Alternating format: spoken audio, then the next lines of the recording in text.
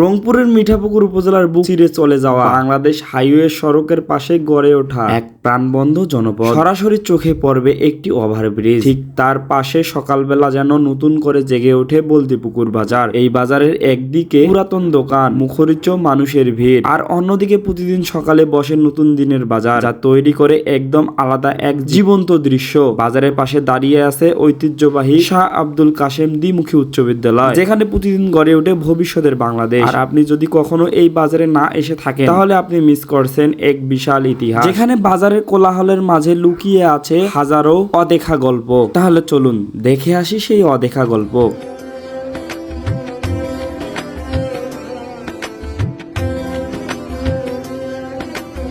আসসালামু আলাইকুম মিঠাপুকুরবাসী, কি অবস্থা সবার? আশা করি সকলে অনেক বেশি ভালো আছেন।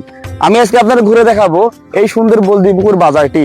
সেই সঙ্গে আজকে জানতে পারবেন বলদিপুকুরের নানান গোপন ইতিহাস। তাহলে চলুন শুরু থেকে শুরু করি আজকের ভিডিও।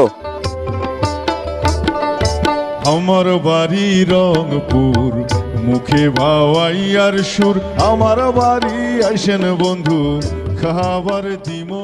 সকাল হওয়ার সঙ্গে সঙ্গে শুরু হয় বলদিপুকুর বাজারের কোলাহল। এখানে পাওয়া যায় দেশীয় নানান ধরনের তাজা কাঁচা সবজি, শসা, বেগুন, লাউ, পালং শাক, ঢেঁড়স, ফুলকপি, আরো নানান রকমের ঝলমলে শাকসবজি। তাজা সবজির গন্ধ আর মানুষের হাসাহাসি মিলে এই বাজারের নতুন দিনের জীবন্ত ছোঁয়া এনে দেয়। এখানে প্রতিদিনের রান্নার জন্য সবজি কিনতে আসে কাছাকাছি এলাকার মানুষেরা, যারা বিশ্বাস করেন তাজা শাকসবজি তাদের স্বাস্থ্য ও স্বাদের সবচেয়ে বড় সঙ্গী।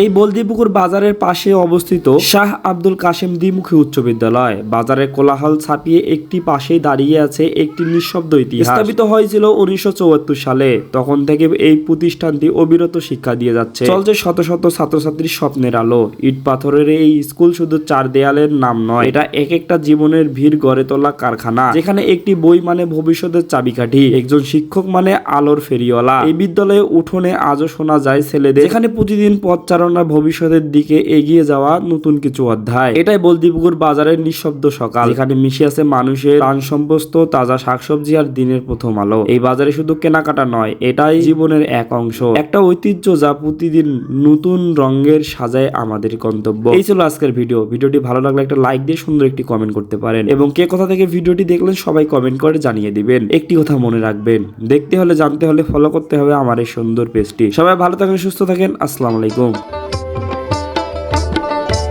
আমার বাড়ি রংপুর, মুখে ভাওয়াইয়ার